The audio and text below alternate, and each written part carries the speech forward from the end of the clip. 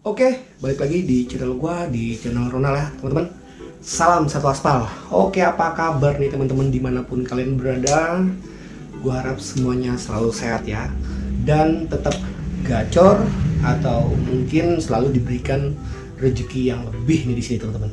Oke, di sini gua akan berkomentar atau mungkin akan menanggapi beberapa komentar-komentar teman-teman di YouTube ya. Jadi berbagai macam komentar yang mengomentari, ada yang bilang driver lagu lu, terus ada lagi yang bilang driver tidak bersyukur dan sebagainya. Berbagai macam kritikan tentunya menyerang diri gue di sini teman-teman. Mungkin terkait gue sortir orderan, gue cancel orderan. Jadi gini sebenarnya teman-teman, ya gue nggak tahu mereka ini driver atau bukan. Kalau menurut gue ya, ada driver yang cerdas dan ada driver yang memang mungkin berpikirnya ya mungkin juga dia punya keluarga ya, jadi harusnya dia ambil semua orderan yang masuk. Jadi kalau versi gue di sini ya mungkin gue bisa kategorikan gini, karena memang gue tahu aturan, karena memang gue tahu prosedur seperti ini teman-teman. Alasan gue kenapa sering cancel atau mungkin melewatkan orderan di sini karena satu, yang pertama, banyak pelanggaran yang dilakukan oleh customer Gojek gitu loh. Jadi biar mungkin di sini bukan hanya driver yang menonton channel YouTube gua, tapi mungkin banyak juga customer atau reseller atau mungkin restoran food yang mungkin menyaksikan gimana penyortiran orderan yang gua lakukan.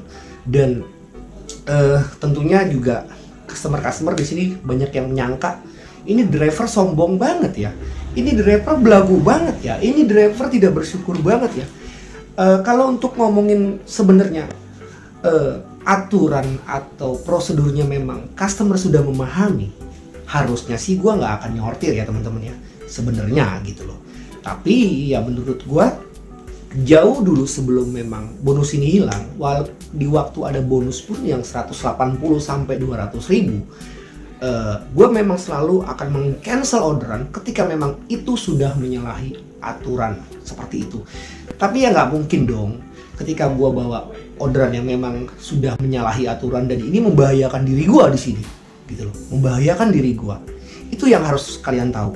Ketika orderan ini membahayakan diri gue sebagai driver, ketika gue membawa orderan ini, contoh seperti barang yang sudah tidak bukan ukurannya lagi, beratnya, panjangnya, tentunya otomatis gue akan cancel. Seperti itu dong aturannya. Ketika gue main Goret pun penumpang lebih dari satu, dia bawa anaknya, bawa ya kalau kira-kira itu banyak, ya gue pasti akan cancel. Tapi di sini mungkin gue juga akan tetap bawa ketika memang mungkin si ibu ini ngomong, Pak tolong please bawa, tolongin saya, anterin anak saya ke sekolah, saya mungkin tidak ada biaya lagi, ya gue akan berbesar hati akan mengantarkan anak ini tetap, walaupun anak ini 3 orang atau 2 orang seperti itu lain hal. Nah aturannya sebenarnya sudah ada, bahwa aturan yang panjang 70, berat 20 itu sudah ada di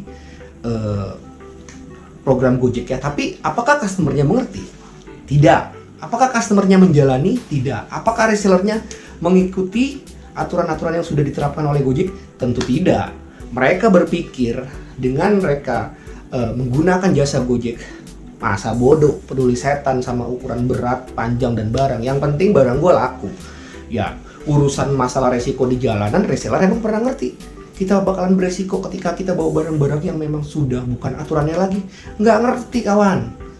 Gue sebagai driver yang memang tahu aturan, ya gue nggak akan bawa. Ya mungkin di luar sana masih banyak mungkin teman-teman driver yang memang sebenarnya tahu itu udah salah, tapi berhubung memang kebutuhan ekonominya yang minim, ya mau nggak mau, suka nggak suka, dengan terpaksa mereka harus bawa.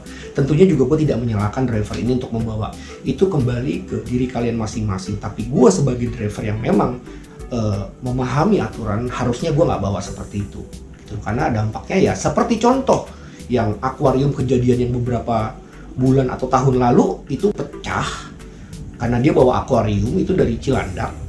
Itu ada di videoku juga, banyak itu kejadian seperti itu, dan mengundang reaksi gue. Sebenarnya sudah salah drivernya.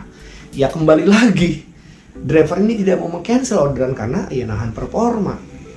Ya itulah ya, jadi gue nggak pernah menyalahkan untuk driver mau bawa atau tidak, itu kembali lagi ke diri kalian masing-masing. Gue juga sebagai driver, kalian juga sebagai driver, tentunya porsinya beda teman-teman. Mungkin kalian berpikirnya hanya rupiah dan rupiah, tapi tidak memikirkan keselamatan kalian sendiri. Seperti itu. Kalau ongkosnya tidak sesuai dengan resikonya, ya gue wassalam ya. Tapi gue tidak menyalahkan untuk driver-driver yang membawa barang-barang udah menyalahi aturan ini ya, karena mungkin ada iming-iming tips ditambahin lah sekian dan sebagainya. Itu urusan masing-masing driver. Gue di sini cuma mereaction aja, karena alasan gue melewatkan atau meng-cancel orderan ya penjemputan jauh, barang tidak sesuai, kita harus naik-naik ke mall, ke lantai. Gue bingung ya, di Gojek itu kayaknya nggak ada untuk aturan driver itu harus naik-naik ke lantai 4. Aturan itu harus naik-naik, nggak ada kayaknya. Gue belum pernah baca itu ya, di Tertib Jack juga nggak ada aturan kita driver. Kita hanya mengantarkan sesuai tempat perkara, istilahnya customer harus turun ke bawah, ya itu urusan dia gitu loh. Jadi gue belum pernah baca ada aturan Gojek untuk naik-naik ke lantai 4, ngambil barang ke atas. Gue belum pernah dengar seperti itu. Dan untuk prosedur parkiran sebenarnya di Gojek sudah ada tulisan itu, kalau kita pesan put itu di bawah itu ada ongkos ini atau biaya ini belum termasuk parkiran, seperti itu ya. Jadi gue hanya bekerja cerdas aja di sini, karena dari berbagai macam pengalaman yang memang gue jalanin ya gak ada untungnya kalaupun barang-barang yang beresiko ini gue bawa. Oke, jadi di sini gue hanya mengajak teman-teman untuk berpikir cerdas aja. Ketika memang orderan ini sudah melanggar aturan, dan ketika memang segala sesuatunya ini sudah dilanggar oleh customer, ya tentunya juga kita sebagai driver harusnya bisa berpikir bijak, bisa berpikir ke depan. Apa yang harus kita lakukan? Tentunya tidak kita ambil barang-barang yang sudah ada aturannya atau sudah dilanggar oleh customer. Kenapa? Karena dampaknya ya ke driver-driver yang sudah meng-cancel orderan ini untuk tidak diulangi, melewatkan orderan ini untuk tidak diulangi. Tapi ya driver-driver juga yang ngambil barang-barang seperti ini, tentunya juga customernya atau resellernya berpikir, toh kalau lu nggak mau ngambil, nanti juga bakalan ada driver yang ngambil. Ya serba salah gitu loh. Kita udah bersusah payah untuk membuat semuanya menjadi taat kepada aturan, tapi ada beberapa driver di luar sana yang memang masih mengambilin. Ya alasannya arah pulang lah, ya alasannya anyep lah, ya bingung juga sih sebenarnya. Jadi poinnya tuh kesalahannya ya kembali ke driver, bukan tidak bersyukur teman-teman, tapi memang sudah ada aturannya.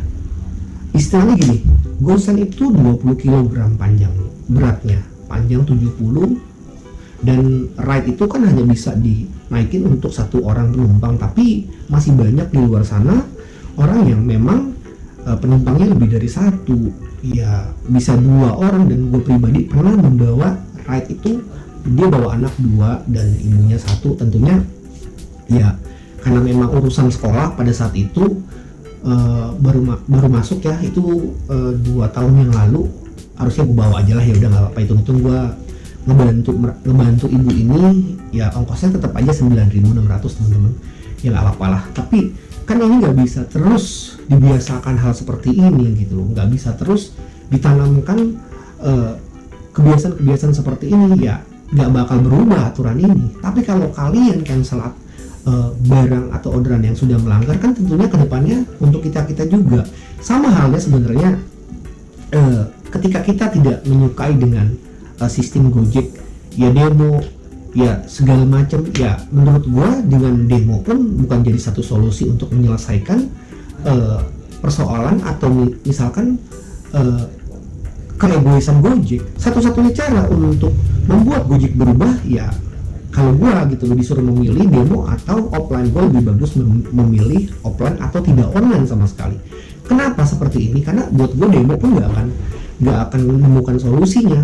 Ketika driver banyak yang demo, banyak juga driver yang memang masih memanfaatkan kesempatan ini untuk mencari orderan. Bisa dia tidak pakai jaket ojek online, bisa juga dia tidak memakai helm ojek online. Dan ketika memang orderan ini ngebludak, tentunya otomatis lonjakan tiba. Yang tadinya driver ini nggak mau narik karena lonjakan yang tadinya mungkin 5 kilo 9.600 tapi ditawarkan Gojek menjadi 30 atau 40 ribu, tentunya bakalan diambil dengan tidak memakai atribut. Sama sebenarnya halnya seperti itu. Jadi susah untuk melawan hawa nafsu yang memang ada di dalam diri kita. Seperti solusinya cuma offline.